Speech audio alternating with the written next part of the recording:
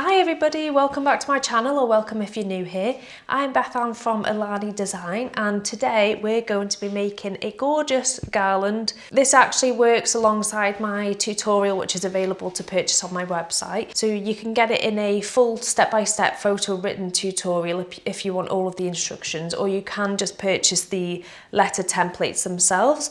So you'll get in the pack two sizes. You'll have a larger size, which is what we've used today, or a standard size, which is slightly smaller. I've also added on some hearts. I've included the link below to download the free heart template. We'll get straight into it. So let me know if you have any questions, and I hope you enjoy.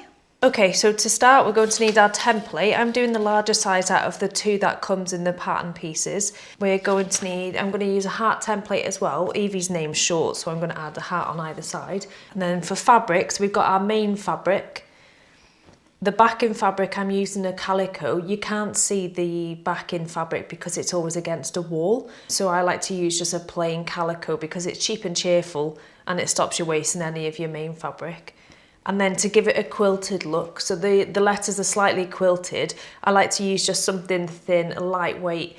This is actually a curtain interlining, and as you can see, it's got like a woven, it's slightly woven, which I find it keeps its structure. It's lightweight enough to cut through the 3 layers, and it doesn't beard as much as an actual wadding. Even just a standard low loft batting would work. What you just want to avoid is something really dense, because then with this and the two backing layer, the main and the backing layer, it's quite difficult to cut through. In terms of scissors, so we've got our main fabric scissors just to cut out the rectangle, some embroidery scissors to cut off any thread, and then for the edging, you can either use your main fabric scissors, or I like to do a decorative edge. So today we're going to be using some scallop scissors. I've included a link as well down below for the ones that I like to use. Alternatively, you can use a pinking shear, so it's this zigzag edge. As well as that, we're going to need some thread to hang the garland on. I like to use a 1mm cotton thread. You can also use some wool, some string, anything really that's similar that just can hold the weight of the garland. A darning needle, a heat erasable pen or a fabric marker, some pins, and then I like to keep the ruler on hand just so we know when we're hanging up the garland. So starting off with cutting our fabric, we're going to draw around the template on the main piece of fabric. So we'll start as that as a base, and then we'll cut our backing and our interlining based off this main piece. So if you lie your template down, you want to keep in mind as well the direction of the fabric. So this is the visual side of it, so make sure it's the right way up, and then you can place your pattern pieces where you want it in terms of the pattern. Now I've got quite a small floral pattern, so it doesn't really matter where I place it, but what I am being mindful of is keeping them all of the same way, not turning any in a different direction. In terms of spacing, you're going to want to leave at least 1 centimetre from the edges. If you're using a 7mm scalloped edge, you want to leave at least 1 centimetre from the edges, and then about 2 centimetres or 2 finger widths in between each letter, just to give you a little bit of space. I'm doing the name Evie, so I like to place my pattern pieces down, and when I get to a repeating letter, I'll just move this one over, leave a little bit of space, and then it's the same principle as well for any sort of add-on template. So we're going to do that for the heart. We'll make a little mark at the end where we want to cut our fabric, and then the same for underneath, and we'll just cut that rectangle out.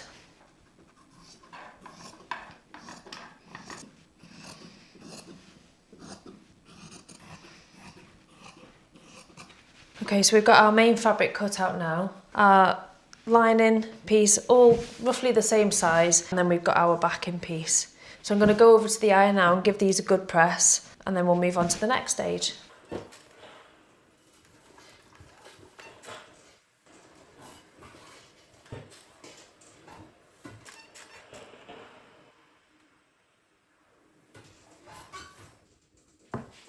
So to assemble our pattern pieces now, we want to start with our backing fabric with the wrong side facing up, then place on your batting in the middle. So just like you're quilting, place on your batting, and then you want your main fabric right side facing up. So we've got our main fabric, the wrong side facing up, our batting, and then our main fabric. We're going to want to take our templates and basically how we did it before. So you want to place it at least 1 centimetre from the start.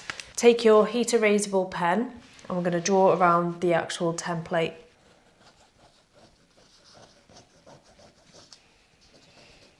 Now, I like to use a heat erasable pen.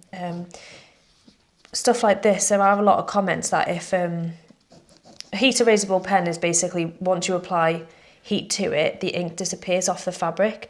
Now it can reappear if it's in cold fabric, but I've never had an issue with that, to be honest. And the only time it says online, I think it's below 4 degrees.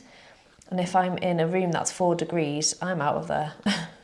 They can keep the ink covered fabric because I don't want to be in a room that's 4 degrees.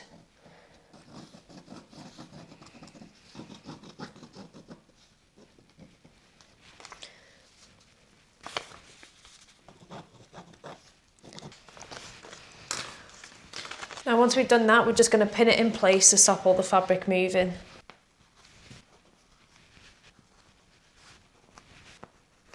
So what we have here is we have our 3 layers of fabric and then we've got our template on top. Now this is what we're going to use as our stitch guide. So we're going to head over to the machine. It'll be on a straight stitch and around 2.5, 3 length. I personally like to use a white thread just because it works for the majority of fabrics, but obviously whatever you choose, just go with that. And then we're going to want to do a straight stitch and follow our stitch lines across all of the letters. Make sure that for every letter you treat it as an individual one. So you need to start with a back stitch and end with a back stitch as well, just to secure your stitches. So we're going to head over to the machine, we're going to sew around each letter and then we'll come back.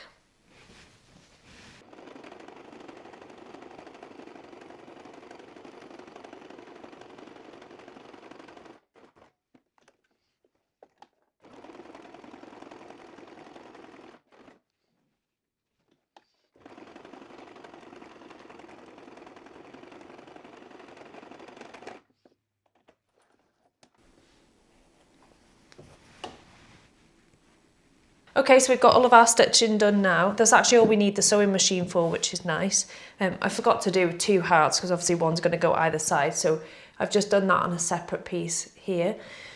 Yeah, so we're going to trim off our threads. So as you can see, we've just got a white stitch line around the heat erasable pen that we've done. What's nice doing it this way, and then because we're going to cut it out as well with some decorative scissors, it's perfect for beginners, because if you're a little bit rough around the edges, you can't tell, the scissors kind of disguise any of that side of it. So if you're not against the line perfectly, honestly, don't worry, it's still going to look perfect at the end. And just from the back, so you can get an idea of what it's like. From there, yeah. So we're going to trim off all the stitches, all the threads on both sides. And then we can do the nice fun part of cutting out. By far my favourite part, and ASMR sounds are just, they're on another level, aren't they? I wonder what it is with the science as to why you actually like the sound of it, because whenever you post some sort of ASMR type scissor cutting sound on social media, it seems to go crazy. Which is nice because it's always the best kind of videos to make in person and also to edit, because then I can hear it. I like to keep the heat erasable pen on at this point while iron it off once we've done all the cutting. Because we use a white thread, it helps you just see where the lines are a little bit easier than if we took it off now. There we go. All done, let's get rid of this. Okay, so we've got all of our stitching done for all of the letters. Now we've trimmed off any loose threads. Now what I like to do, just to make it a little bit more manageable, because obviously it is quite a big piece of fabric, is just trim each letter off. Just make sure you don't go too close to the letters, the stitching, because we'll be going over that in the decorative edging. Just do every couple, just to make it a little bit easier to cut out.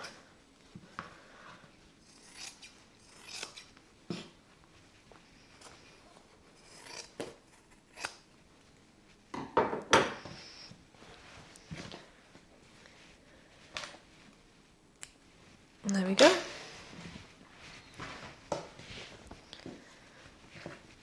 Now for cutting, what you need to be mindful of is which way the scalloped edge goes. So if you want this, if the pinking shears, they're both, you know, with it being a zigzag, it doesn't really matter which way you start. You just want to be a bit mindful when you're doing scalloped edges, which way you want this, which way the scissors are going. So this would be the correct way. So we have the scalloped edges there, whereas this way, the scalloped edges would be backwards. And you just want to start from one of the points, cut through, and you want to cut around. So we're doing it just a small bit away from the stitch line. So we don't want to cut through the stitches, we just want to go around the edges, close enough so you can still tell what it is. You know, the further away it goes, the more distorted the heart will be or the letters will be. So close enough to the stitches, but just a few millimetres away so that we don't go through the actual stitch line. And then when you've done your second cut, so the last whole scallop, we're just going to measure, we're just going to line our scallop up with the scissors and continue to cut from there.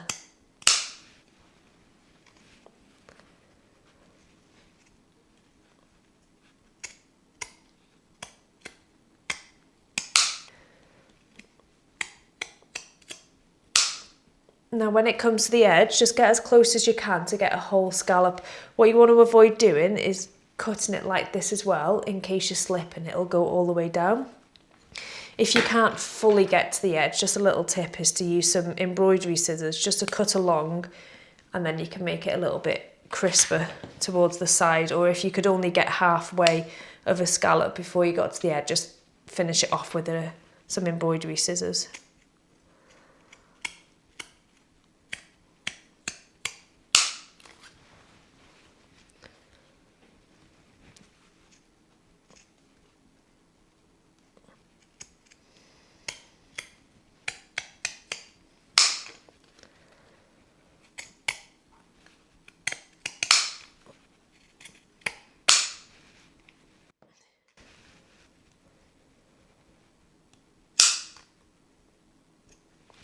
And same by here, where it's a little bit difficult to get that bit. You can just use some embroidery scissors to make it nice and neat. So some tips just to get this as neat as you can.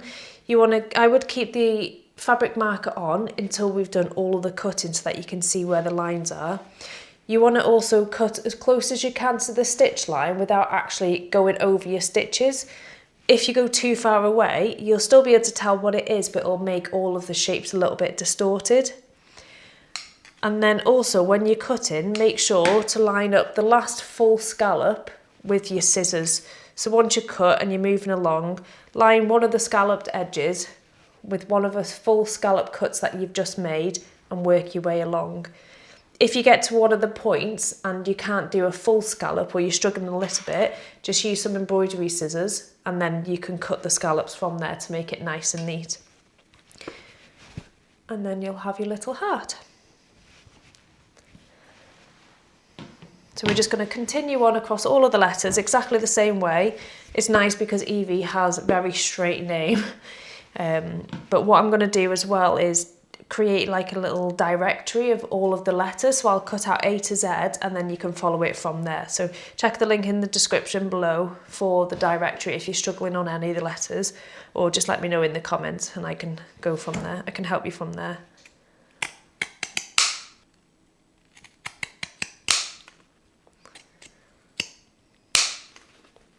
If you do accidentally go over any of your stitch lines whilst you're cutting, it's fine. Just go back over your sewing machine and kind of dip underneath where you've cut just to make it, to secure the thread again.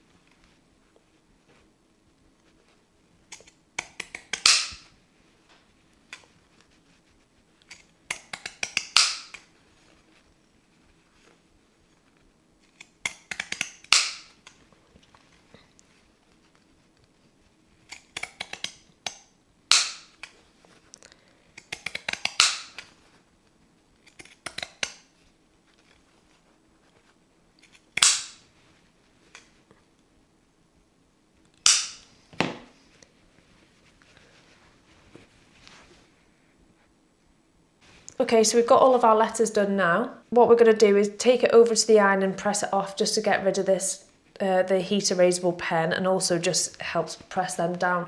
Now when you're ironing, what you want to avoid doing at this point is dragging it over, because it'll lift the edges and it'll curl them.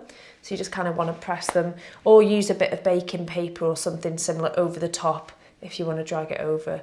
But yeah, give it a nice good press. Okay, so we've done all of the pressing. Now we're on to our final step, which is to add the cotton onto it, onto the back. So we want to take our darning needle. Now, and don't judge by the state of this, I need to sort it out for when I've done my last tutorial. For the larger size template, I like to do mine 2 centimeters down from the top of the letters. For the standard size that's in the template pack, I do about 1 centimeters, but for the larger ones, just to hold the weight of the actual letter, I would recommend doing it 2 centimeters. So you can either guess it, or to keep it neat and look professional at the end, if you have a cutting mat like mine, you'll be 2 lines down. So I'd like to make a mark just at the beginning and at the end. Beginning and the end. Or if you don't have a cutting mat, you can also use an acrylic ruler if you have one. So just line it at the top and then measure 2 centimeters down and draw just a small mark with your heat erasable pen, and then you know where to go in and out.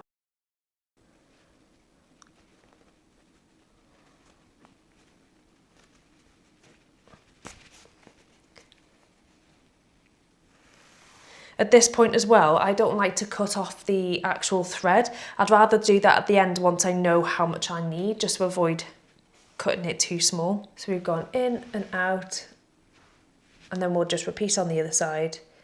In and then out where we made the mark.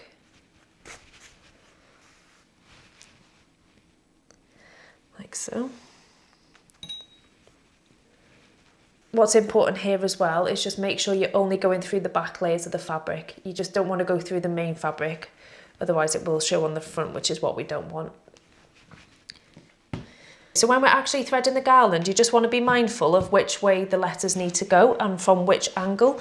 So I'm left-handed, so we're threading it left to right here, and that's on the back side of the garland. So when we turn that around, this is the end thread with the needle on, we're actually going right to left, which means this is the heart at the end of the name. So the next one would be Evie, if I lay it out like that, the next one we're going to be going for is this one, just like this.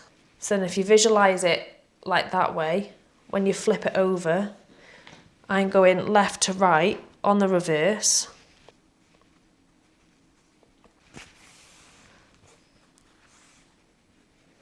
And in and out, in and out. So now when we turn it the right way around, it's from there. So my next letter will be the I. Now if you're right-handed, which most of you probably are, but let me know in the comments if you're a fellow left-handed, a lefty. Yeah, you'll be going right to left on the reverse. So I mean, just have, when you do it, just be mindful of the way that you actually thread it. It's quite hard to explain, I think. So apologies for having such a bad explanation, but I mean, if you do the letters the wrong way around, you can easily pull it through and it won't make any difference, and just start again.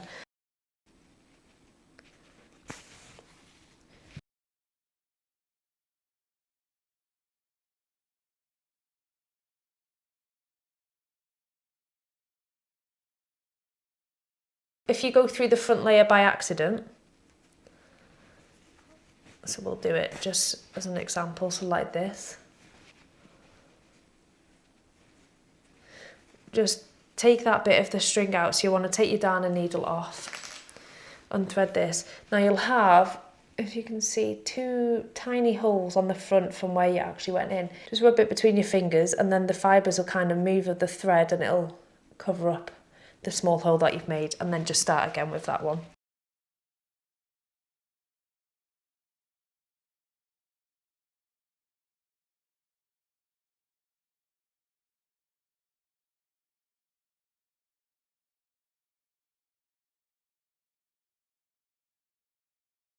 Okay, so we've got all of our fabric letters on here. How gorgeous is this fabric? I'm obsessed.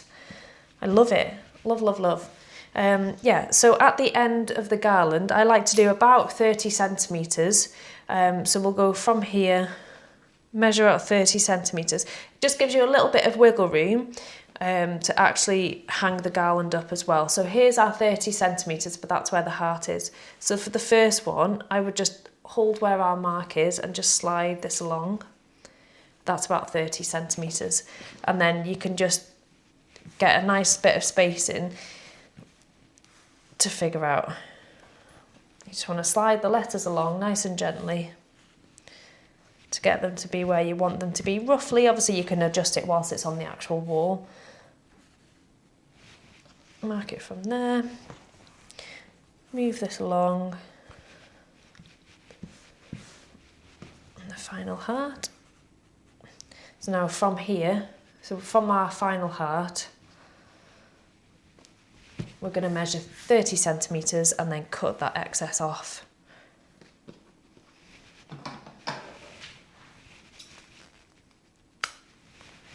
And there we have it.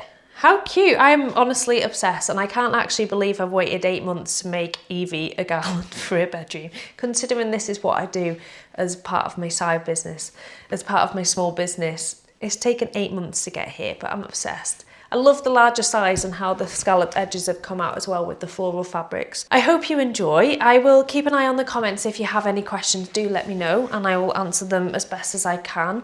Yeah, like I said, I've used the pattern from my template which I've created. I've linked that below, and of course you can use any template that you'd like, but it just helps support my small business if that's something you'd like to purchase. But yeah, please like and subscribe. Let me know in the comments what you'd like to see next, and I hope you have a lovely day.